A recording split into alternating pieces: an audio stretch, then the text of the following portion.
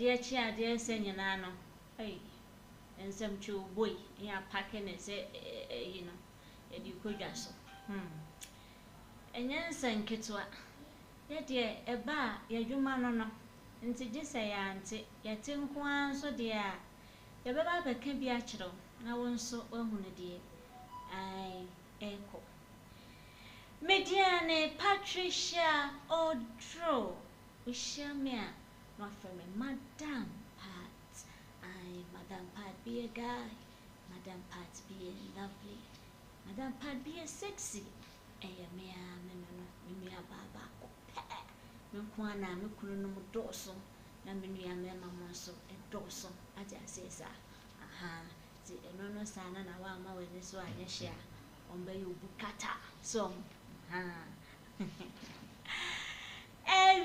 so ya de enchia piece enchia bolobo pa ebema ya management team Elder Davis Odame ewie ya chia opa me papa nso prof ya chia baby a wo bia ya to enkra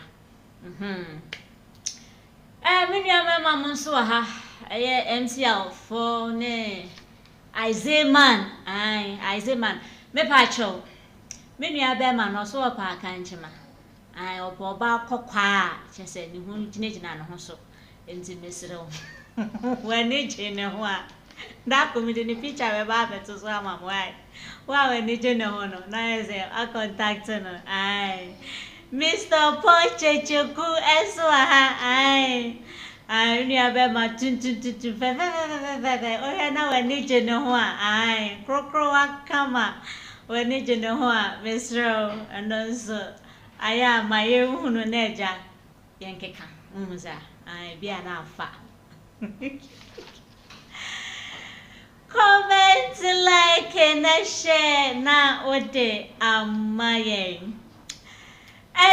for near for mema we share biem eba FPN TV official eso eha eye ADEKYE emu ensem na ADEKYE mu nsem de uhu se munua ba ene moyere ma betna sise dia na chese ensem a etwagu ewo yen social media platforms no so ena mede eba abesomo na ene no de ye beka ho asem eye Empress Gifty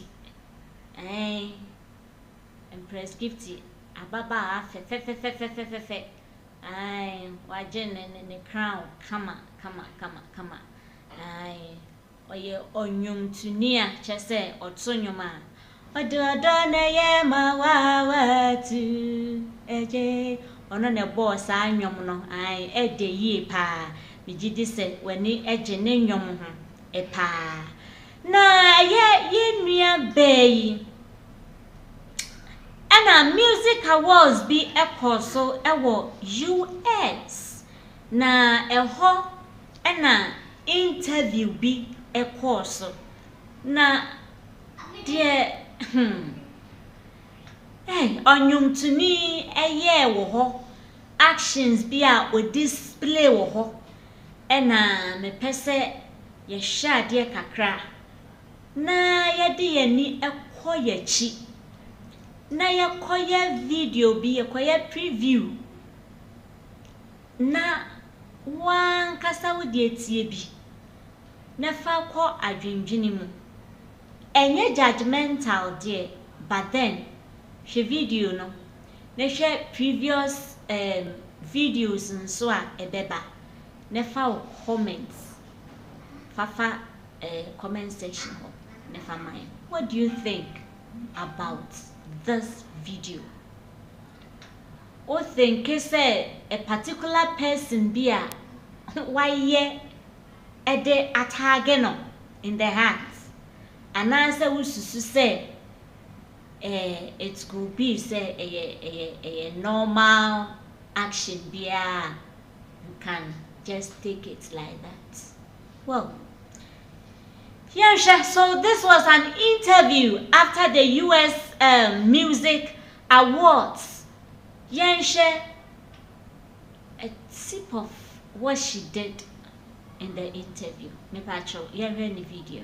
When you would any beer, when you would any beer, where a despite the any beer, when you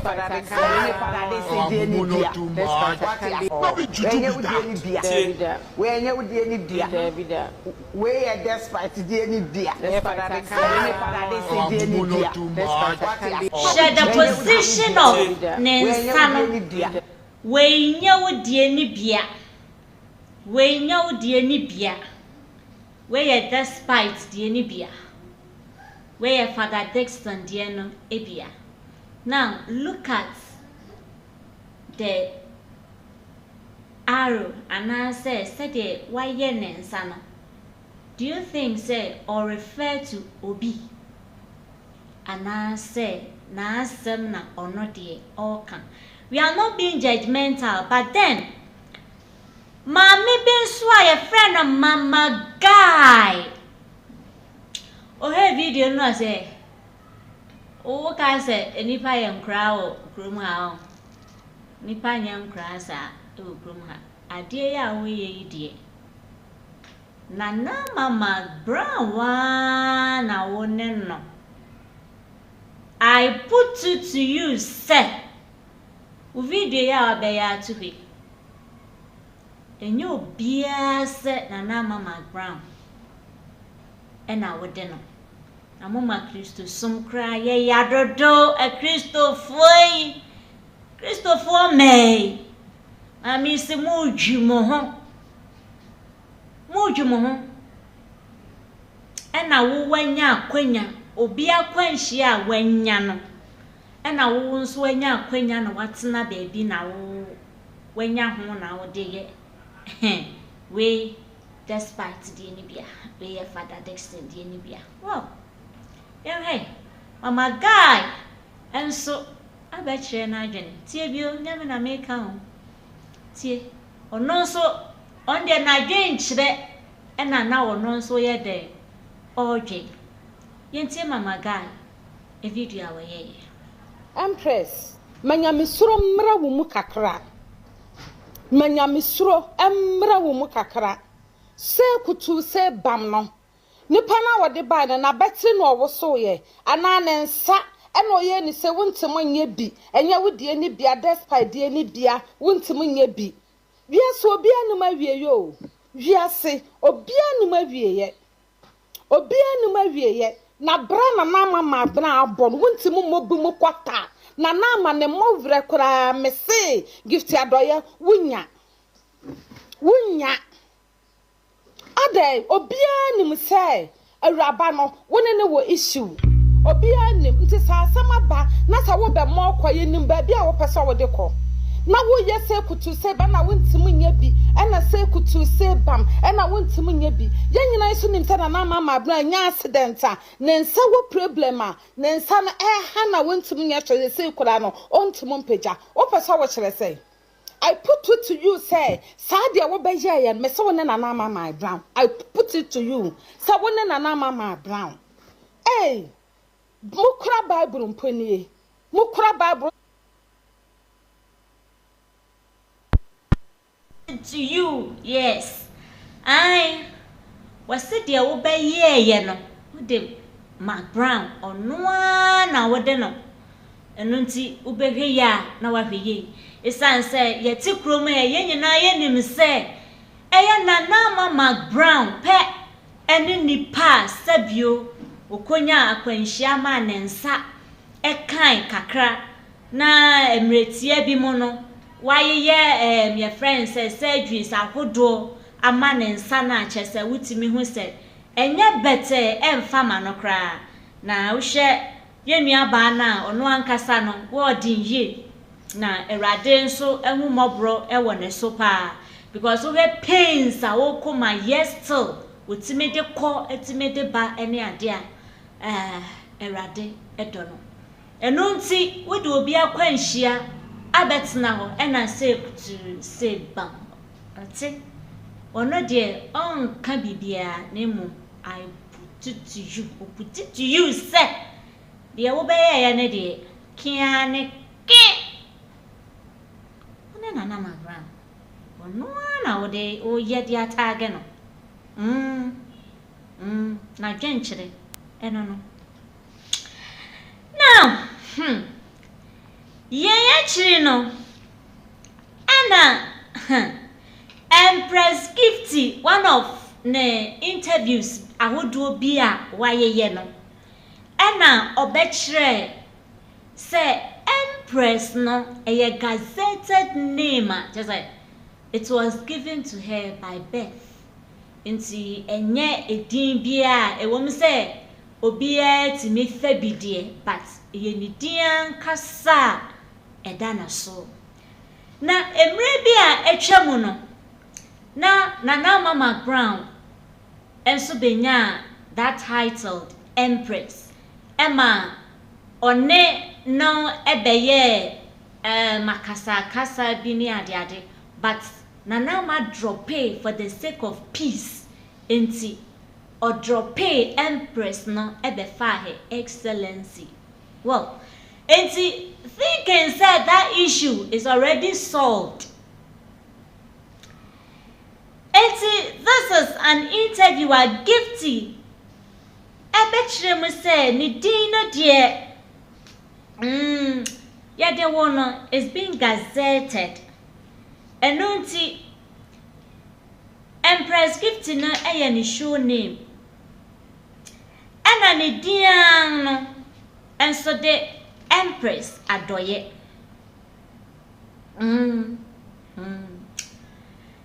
Enunti na ma on pen ho asemunti okwete din no na okofa excellency case die case school onon pray edin bia hu bia ma china bia nkofa bia ma no okwete no yen sha video we ye wi a ye baba mi enu biso now they at the end of the day no one kasa tena se na hwe videos na wa hwe no you play it back and listen to the words in the videos.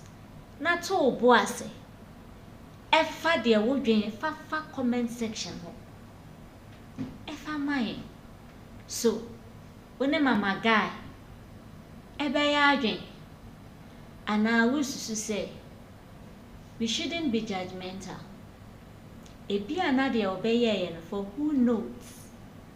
Na o kasa efa ni station ana say o kasa fa bibi fufro wow the ball senior courts share video number. Empress is a gazetted name. My name is Gifty Empress upon Adoye. My showbiz name is Empress Gifty. Me come registered 2016 Empress 16 until Mrs. Incorporated. It's my name. Okay. I wouldn't do that. No Empress for doors. My sister the Empress.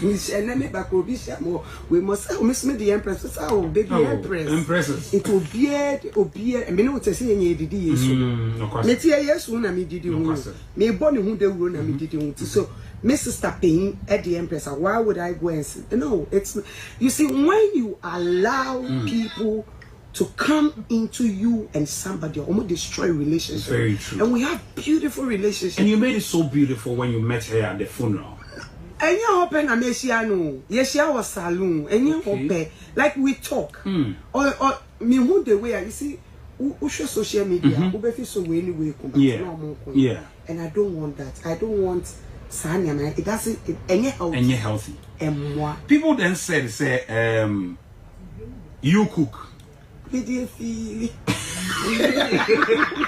Any Mcbrown's kitchen and also so brought some sort of fracas. Never. There's nothing like that. You cook was never born in UTV. Yes. So there was no discussion about So Empress is the said in this interview So sometimes Uba say, for our social media platforms no so. But open common no, not entisa. Into based on the interview there, was in Sister Penny answer the Empress. She has nothing wrong with that. Anna, what is she say? There's nothing wrong with Mcbrown being called Empress. Into oninen terminal, there's nothing wrong. Onini ni asembia, onini ni grudges bia, adia, eda omontem eye odo, ene ntiasi. Na bibi foforo bia anything, enim. Said ye bia, to say video ya na ye minu mienu bia ye susu no. Say, ubekomo na entisa. Now when it comes to Mcbrown affairs, there's nothing like grudging. There's nothing like fighting. Well, that is Empress Gifty ADEKYE for you. Okay, yeah. Now, nim say na Mcbrown makopie mu wo Onua TV, awoye Onua Showtime. Yeah. Emu ho ena oto nensa efre eye Empress Gifty. I mean se dia baza. Me den wo show so. Emma. Ai memma. Nti mamba. Mia na mamba. Wango 10 minutes. About starting program. And I give to management. Afraid on your management team. I can show me say. Empress is when you're emergency. And unti or slow. Now they so bit me about. I say, me why are they manaya me? Well, then you know, at the crop potia, acquire emergency at the nunti. May invite you program so. Woman number, when the woman WhatsApp number, at least you can WhatsApp me or you can call me personally. Not at least can be big crowd sharing. Now me who said ye. Me organize me see afa. One cafe 10 minutes before program. And our management ebe fresh when your emergency into went to me ama. Minia. I don't know we am a bonessa. I am a bonnet. Why am a bonnet? Look at the beautiful Mcbrown. Such a beautiful woman. Ono ani adaja ono wo betwe. Asmini why am a bonnet papa. Kafre me, test me, and now WhatsApp me cry. Catch me say bia, bibi say intimia. Pe bibi shaho, and now ye bibi fast, na me intimia den. Emma. Share video no. Netie from the horse's own mouth. Said you supposed to your flyer no na you who say enuanom was so including Empress Gifty. Ya think crisis here say bibi nti on to me ma nti no we have nothing to do. Yen to me nya ho hwe o si bibi esi ne kwan emergency bi esi ne kwan ti on to me ma nti e bepa Ghana for ne ahwefo a mo hwe nanim nyina a cho say the esi bia no we wish her luck. Yes. But we don't know and we on my details no the here answer BBSC on to me manti ye better na say impo to me afra ya kasa ache but ya say wa ma na at the last minute na Empress wo be kan kire me say won to me ba me show wo me number woni me telephone number WhatsApp and direct e dey na ato a enu nti me for so say bra show so a wan to me afra me mama producer ama afra me producer say na me dey ya we be benya hwe ade no de ye bompa say dia to bia no erade be yi wa film na yenya nkwane atumi ahia ochina Femi, and to me fancho. What to them come? That's said any power do what to program so. I sent to me you be sa. Minia, until you be would day. said they supposed to. Na may invite so one back for the program. I shall phone near tearful nyina to woman near je. Cause Anya would ye whoop you on your bar could be cried at least. I would a big Kenyan ho ede amayen. Na we say mama. Wa manswa last minute na o ba beka. Na chese menu aba wa anye ni yi. Why am bone? Why am bone? That is Empress Gifty for you. And some way nyina no. Ena enkofo suggest to say Empress ebetumi aba say na mama Mcbrown ni wini issue but what dear ye hyewa wakoma mu ne wadwene mu pa dear when Mcbrown wo beef just that say you don't want to expose it for people to know but then ye hyewa ne ma ba ko mienu miensa bia hey ai ebetumi akanso si dwam say when Mcbrown will beef. And no man a bulldog and so interview no because Nanama Edibetu just say or inviting for program na wa man say it was an air thing into no bia most of the people heard it, most people saw it. And until bulldog and so like he was eager to know, he was eager to find out, say, a whole Mcbrown, when we are ban and yes, say, be our nipebia keke, celebrity to celebrity, when we are bar, we invite for a program. One bar. Kakan in time crown almost and you be say to say, one friend in 10 minutes before time, and I'll be catching. I don't know, wiki this, Empress Gifty. I don't know your wicked is a chidem and a dear waba, chim. A dear potting tipana. One caught Mcbrown shows. Yentim why our demand. Brown, say, Brand shows you, Uncle Adam. Or soft. Oh, Mrs. Star. But Mr. Mitty said, as if Father Dixon, any Roger Monche, who call her. Kaho. Ayampa. Sana mukai. Sana matiti. Unze assembly dey ba no wa canteen bacho. Me ba no what be some question be bring. It will be some me. Emergency. That na one friend no.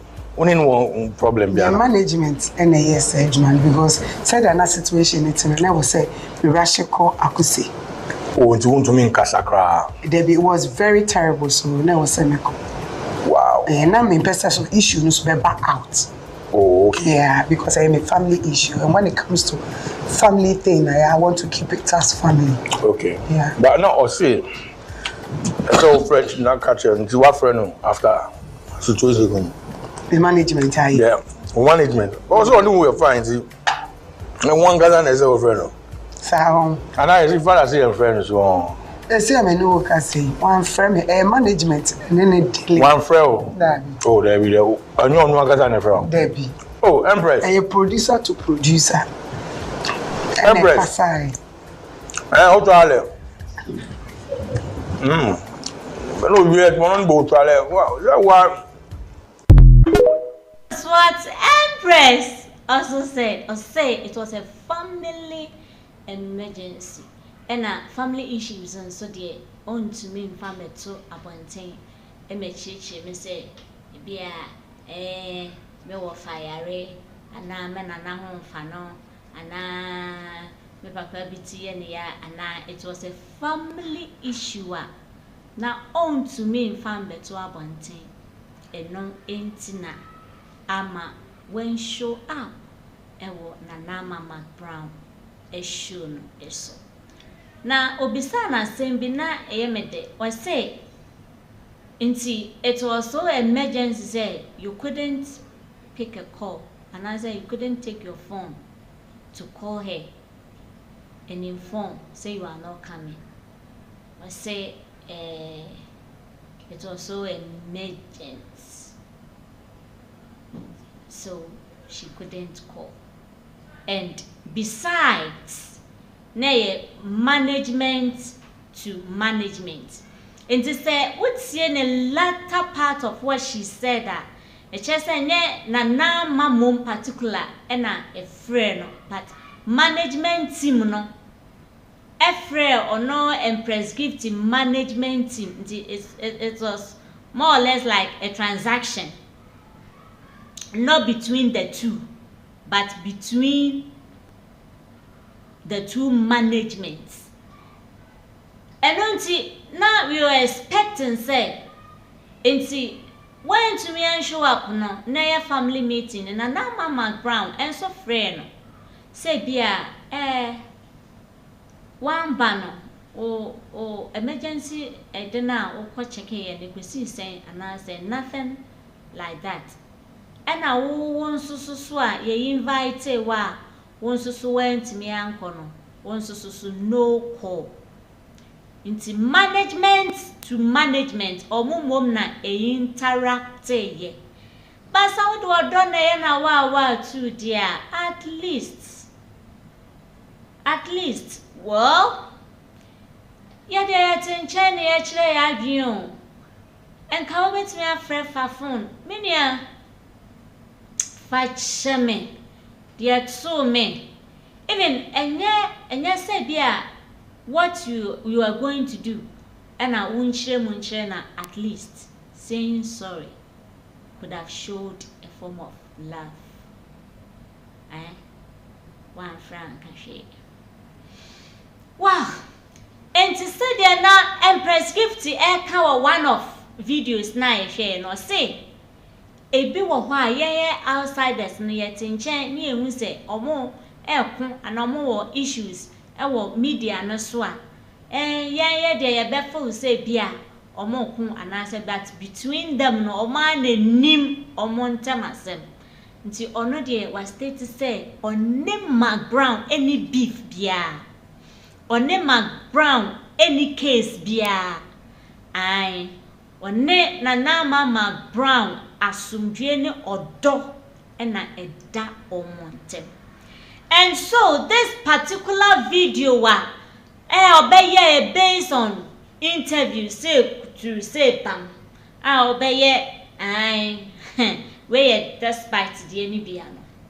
So could it be said she was referring to Mcbrown in a nutshell? And I said when you see emergency issues Nibia or come once a minute nashel. Well, ye be jayama etiefo ene ashefo. Based on videos, sir, ye actually ususu say Empress Gifty adi obeye or the Mcbrown and I said ono ankasa.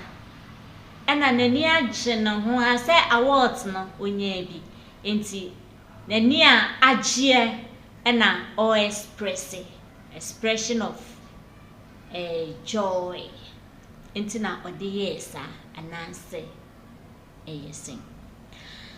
Well, FPNTV official so na wani guso a o sha etwego say afei na wode ofidie na to a ai Empress Gifty adoye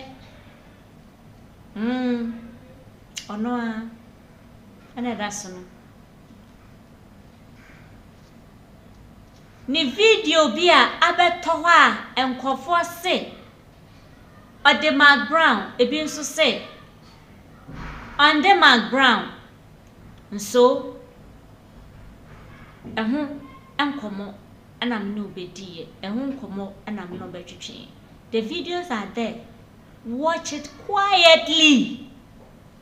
never said the Ujin found Fafa comment section. Never mind. What they are tagging Mcbrown. And I said she was acting out of joy and happiness. Etie for near for Australian coupon on shamu bebre. Aye, or da modia bo or dom na yade ya dropo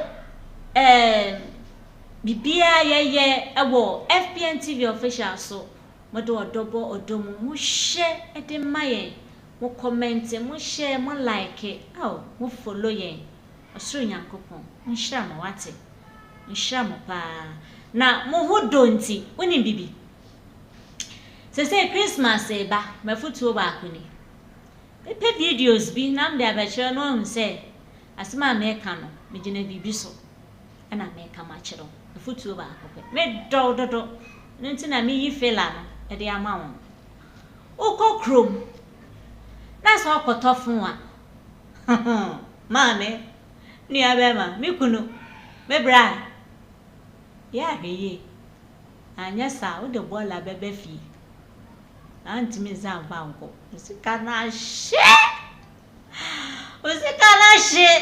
wo baba na wo ni mzafu ne she baba na pabwa wo baba na pabwa ne she na za wo ba jo za ba ya ndeyo era do hulu wo ko tofu e wo kroma mesrel ye de shapole mumau de shabag mumau feel your eye to see say phone now which ye na what ya waka no e no ani ye ama no anya sa ye be yo pukata na baba fie no paso be ya she alinti ya he why media ne Patricia odro me do bebre Mcbrown said you post to your flyer no ana you who say anuanom was so including Empress Gifty. Ya think crisis here say bibi nti on to me ma nti no yeni hu we have nothing to do. Yen to me nya ho hwe o se bibi esi ne kwan emergency bi esi ne kwan ti on to me ma nti e be pa Ghana for ne ahwefo a mo hwe nanim nyina a che say the esi bia no we wish her luck. Yes. But we don't know and we on my details no the here answer bibi esi on to me ma nti e be na say say impo to me afra akasa ache but ya say wa ama na at the last minute na Empress wo be kan kire me say won to me ba me show wo me number woni me telephone number WhatsApp and direct e de na ato a enu nti me for so say bra show so a wan to me afra me mama producer ama afra me producer say na me de ya we be de ba nya hwa de no de ye bom pa say de ato bia no already be you were free na yenya nkwane atumi ahia ochina frame enti